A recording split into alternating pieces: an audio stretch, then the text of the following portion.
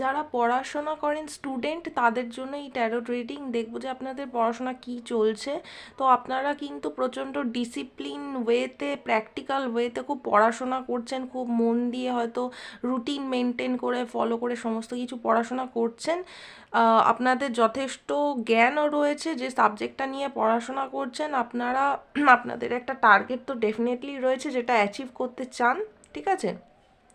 But sudden কোনো change কিন্তু আসতে পারে, বাট সেটা মনে হচ্ছে ভালোর জন্যই হবে যেটা আসবে।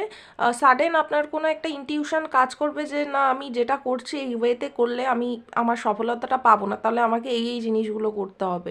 সেটা কিন্তু আপনি বুঝে যাবেন, আপনি যথেষ্ট নলেজেবল ওয়াইজ, ঠিক আছে। আপনি আপনার যে হার্ডওয়ার্ক করছেন সেটার সব ফল কিন্তু অবশ্যই পাবেন, এবং ভালো কিছু একটা কিন্তু নতুন জার্নি বা বিগিনিং কিন্তু হতে পারে, বা নতুন কোনো অপরচুনিটি আপনার পড়াশোনার জগতে বা লাইফে পেতে পারেন।